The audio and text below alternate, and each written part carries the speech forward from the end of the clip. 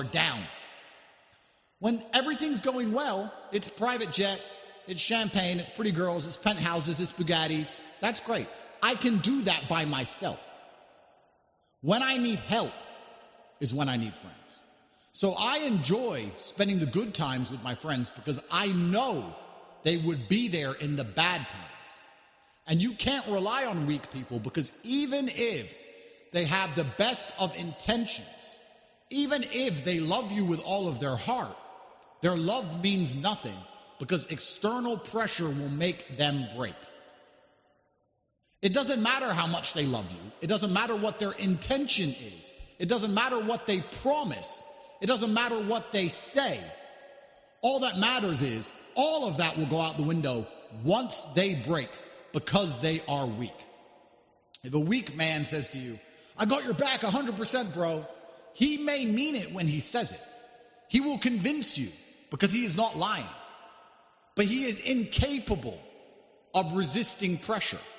So all of those words go out the window once he breaks. So when a weak person says something to you, you can ignore it. It's worth nothing. Every word that comes out of a weak person's mouth is a lie because they've spent their entire life lying to themselves, and by extension, they're going to lie to you. Another reason I don't like weak people is they're broadcasting to the world that they lack discipline, because the great thing about strength is that it's actually very easy to achieve. You don't need any fancy program. You don't need any fancy lesson. You need to pick something up and put it down over and over until you project strength. Now, I will teach you how to get stronger inside the real world. We have a fitness campus.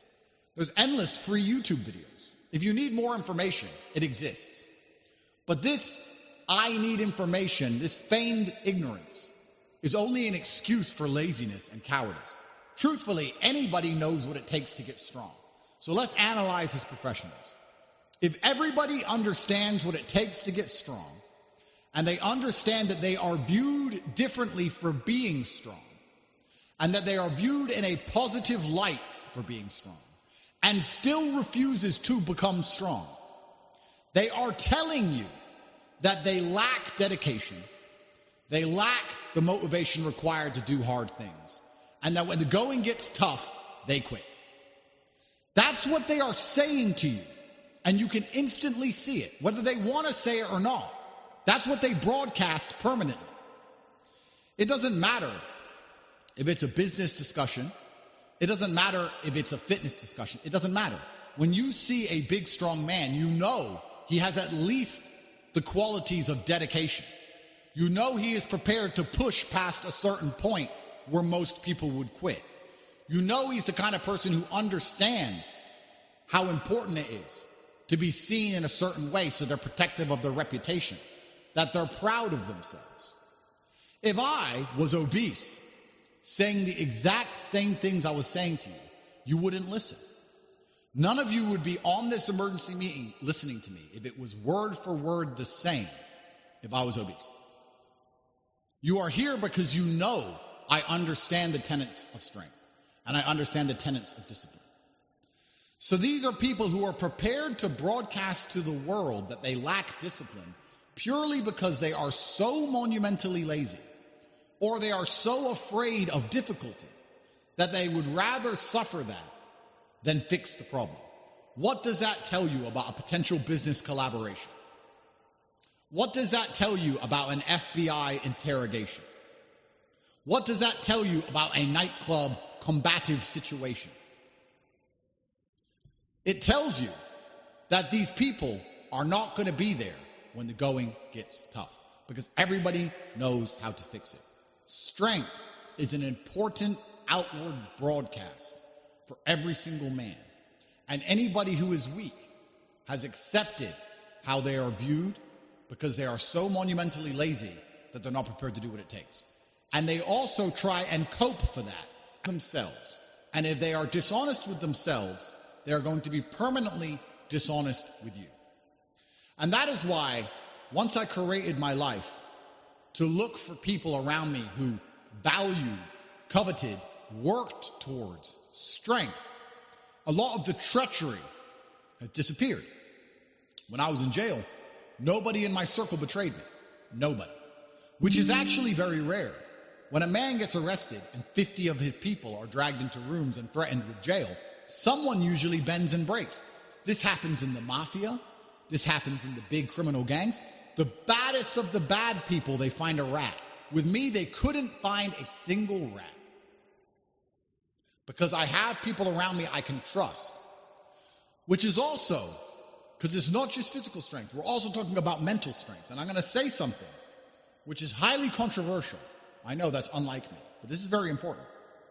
If you have somebody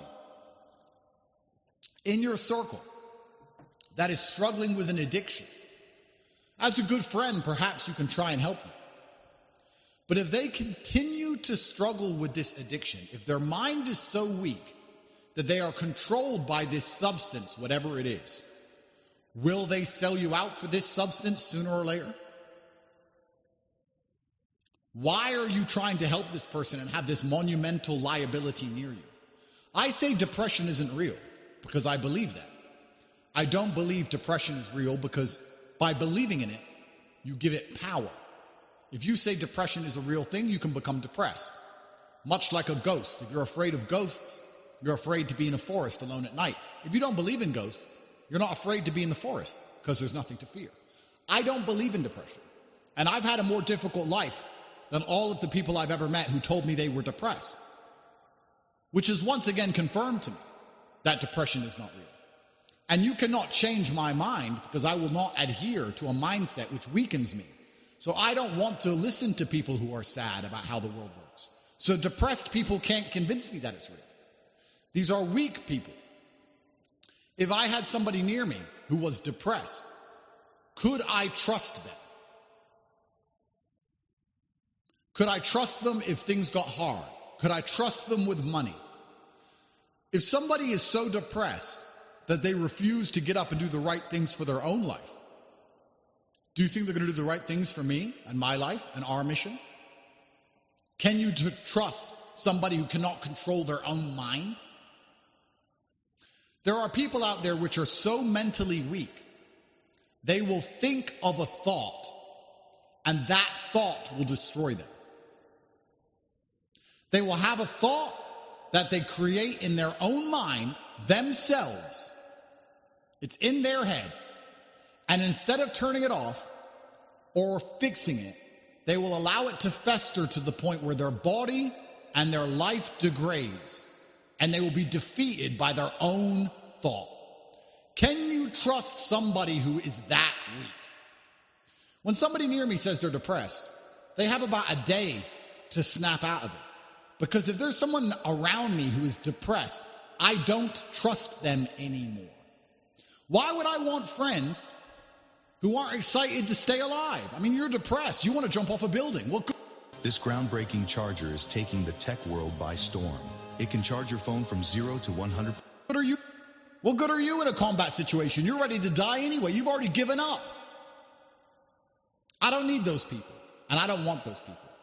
And by curating your life to only have strong people in it, not only do you remove many attack vectors, because I want to make this clear, on a long enough time frame, weakness will betray you. Every single time I have ever been too gracious to a weak person, I was betrayed. Just like I said, if I drop this phone, I know it will fall. If you are friends with somebody weak, they will betray you. And it doesn't matter what they have a weakness for. If they have a weakness for gambling, they will steal your money. If they have a weakness for women, they'll try and sleep with your ex. If they have a weakness because they're depressed, they're going to externally blame you and blame the entire world for their own lifestyle choices. If they have a physical weakness, then you cannot rely on them in a police interrogation or a combat situation.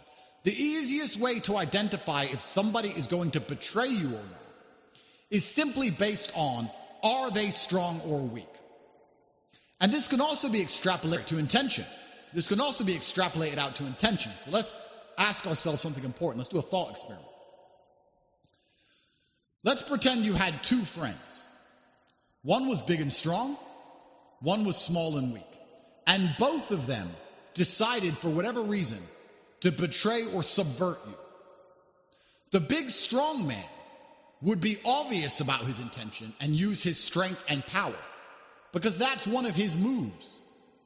Inside of his poker deck, he has the, I'm big and strong, this is what I'm going to do, get over it. The weak man doesn't have that. So the weak man can only resort to treachery, to sneaky behavior, to hidden shadow intentions. Big strong men can be honest, because big strong men are unafraid. So if I had a friend and I didn't want to be their friend anymore, I could sit and say, I don't want to be your friend anymore. Why? Because you're depressed and I don't trust you. Well, are you betraying me? You're not helping me with my depression? No, I am not. Please leave my house. I'll say it straight to your face. A weak person won't do that. A weak person will hide, lie, make up excuses. What is worse? If I told you that a tiger was going to attack you, would you rather see the tiger coming, even if it's big and strong, or for it to jump on your neck from behind as you go for a nice stroll out of the bushes? In which scenario do you stand a better chance, irregardless of the strength of the tiger? The thing that hurts you most is the thing you don't see coming. It's the same in boxing. It's not the hardest punch that knocks you out.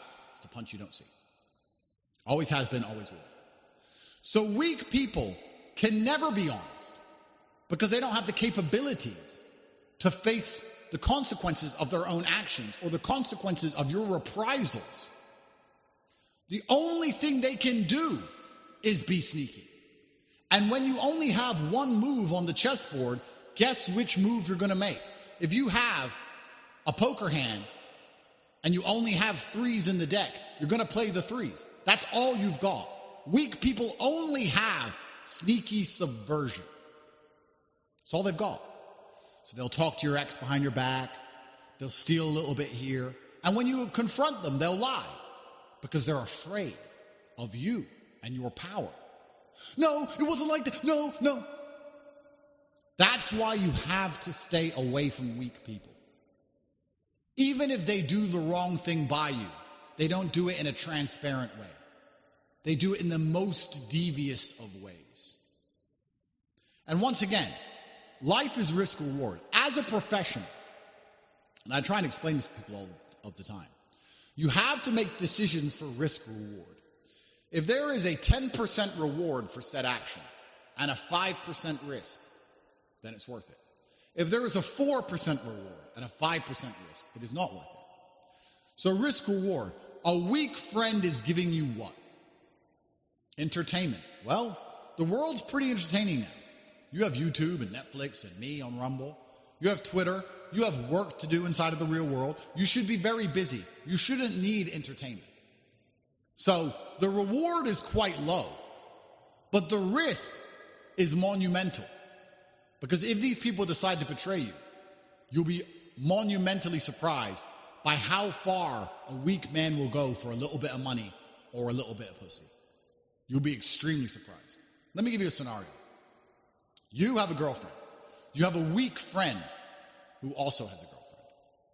And that weak friend, of course, because he's weak, is controlled by his girlfriend.